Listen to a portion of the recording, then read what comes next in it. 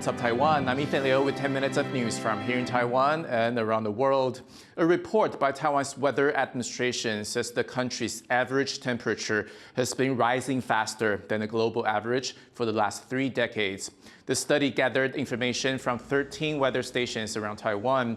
The results show temperatures in Taiwan increasing close to 0.3 degrees Celsius every decade since 1990, compared to a global increase of close to 0.2 degrees. The findings come a week after reports that 2023 is likely to be the world's hottest year on record.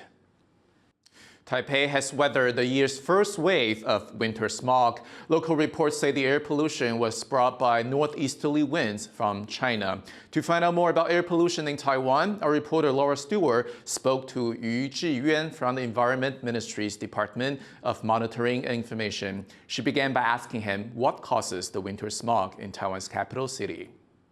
基本上，台湾的污染就会在自己本地累积，也就是说，一般情况下都是自己的污染造成的，那也会造成我们的所谓的 air quality index 是比较高的。原本台湾本身就有污染，外面进来的是会让我们原本污染就更加严重了。What can be done to reduce air pollution here in Taiwan domestically? 我们的台湾的政府就会跟很多企业协谈，说，在这种情况下，请你们把你们的污染排放降低。那降低之后呢，台湾自己的污染物的那个排放就会降低。那降低的话，就有助于整体的这个空气品质，不至于会太恶化。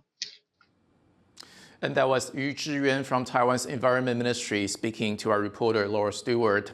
A company in northern Taiwan is facing fines for dumping toxic wastewater into a river. Despite the risk of punishment, illegal dumping like this remains a nationwide problem, one that keeps local officials busy. John Van Trist has this report.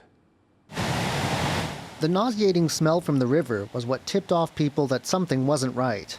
Then, people noticed piles of dead fish and crabs on the banks as the water turned a sickly yellow. There was something toxic in the Fuxing River. 所有的那个毛蟹鱼那像福寿鱼，最不怕脏的那种都受不了的。This small northern Taiwan waterway runs past both farms and factories. But it didn't take officials long to find the culprit, ironically, a recycling firm. Though the company is in the country's northern Hsinchu County, the river forms the border with neighboring Taoyuan, and officials from both jurisdictions are on the case. 后续呢，新竹县环保局依违反废氢法的第31条跟36条，分别开罚6000元以上300万元以下的罚款。An additional fine of up to $95,000 could follow for violations of the Water Pollution Control Act. But such fines are fairly routine in Taiwan, and they don't seem to be deterring farm and factory owners. The past few months alone have seen a string of cases, many in the southern industrial city of Kaohsiung. Untreated wastewater with heavy metals ended up in the harbor, and a leather company was caught dumping excess waste too. So while in Hsinchu officials have caught the latest offender, the issue of illegal dumping shows no signs of going away. Joseph Wu and John Van Trieste for TaiwanPlus. A mud volcano in southern Taiwan has erupted for the 3rd time this year, destroying crops just before harvest. The mud damaged about 2 square kilometers of azuki bean fields in the southern county of Pingdong. The farmers say the eruption has ruined more than just this year's harvest. They predict it could be 3 years before the soil can be used for growing again. Azuki beans, also called red beans, are a major crop for Wandan Township, where the mud volcano is located. The farmers are eligible for compensation, but they still hope for a long-term solution. 它的断层太长了啦，差不多1公里多啦。1公里多，你要开发怎么开发？喷在哪里都不知道啦。那会拖的是环保局嘛，那拖。 就是保财生局的嘛，你要甲车走嘛，袂当车啦。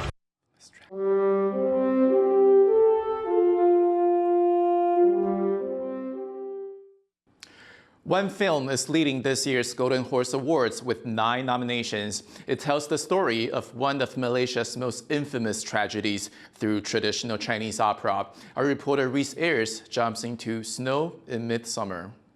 On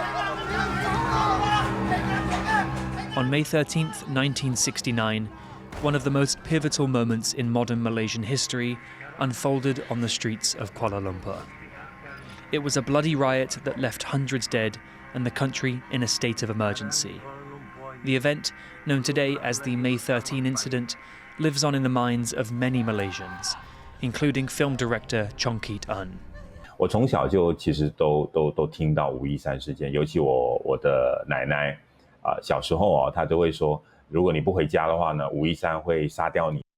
所以我们从小就活在一种恐惧当中。The riots came days after the 1969 general election, when two mostly ethnically Chinese opposition parties made significant gains on the ruling Malay coalition. It sparked ethnic violence, which official figures say led to 196 deaths. 只要大选一到，种族的议题就随时随地会变成一种被讨论的一个课题，因为毕竟种族议题被讨论的话呢，然后政客就很容易把它当成是一个把柄，来让选民特别害怕你不得不投他不可。The story of Snow in Midsummer follows a mother and daughter who lose contact with the rest of their family amid the riots, and the daughter's attempts to face her family's tragic past 5 decades later. Chong draws inspiration from traditional Chinese opera for much of the story, visuals, and even the film's title. 传统的这个戏曲叫《六月雪》它其实是来自元代的杂剧非常古老的一个剧本。那窦娥说我是被冤枉的，那如果你们不信的话，你把我头砍下之后呢，天上就会下雪。因为那时候是6月嘛，6月是夏天，怎么会下雪呢？结果真的，他头被砍了之后呢，天空就下起了雪，当时候人家才知道原来窦娥是被冤枉的。其实以前的戏剧其实是通过戏曲来批评或者是对于当时候政治的一种不满。More than a love letter to theatre and film, Chong wants his movie to be a wake-up call for Malaysia. Drawing comparisons to Taiwan's own dark history, he highlights the importance of governments learning from the past. 很多国家其实已经对历史事件的一种认可，他们才能够走得更远。打个比方，像台湾台湾对于228事件到现在大家已经可以谈论了，甚至是官方已经有一定的说法了。可是马来西亚依然对这段历史还是避而不谈的。Snow in Midsummer is currently screening in cinemas in Taiwan and has been nominated for 9 awards at the 60th Golden Horse Awards, including Best Cinematography, Best Director, and Best Narrative Feature. Justin Wu and Says for TaiwanPlus. For more on the Golden Horse Awards and this year's nominees, search Golden Horse on the TaiwanPlus website. Taiwan's National Palace Museum has opened a new exhibit showcasing items from 12 different countries. It's called Boundless and highlights cultural exchanges between Europe and Asia during the Age of Discovery. The exhibit itself is the result of a modern exchange between museums around the world. 78 artifacts from the 16th century are on loan from museums in France, Japan, and the Netherlands, among others. The large number of loaned items spans an ocean of history. 欧洲人来到东亚的时候，跟中国广州那边的商人订购传统的青花瓷上面可以找到欧洲的那个英文字母、罗马字母。对，这是一个不同文化交融之下，突然就有新的东西产生出来了。其实16世纪对我们最大的意义在于，它是人类史上第一个全球化时代的来临。Thank you for watching What's Up Taiwan. Before we go, check out this footage of the world's first sperm whale sanctuary in the Caribbean island nation of Dominica. I'm Ethan. Take care, and I'll see you next time.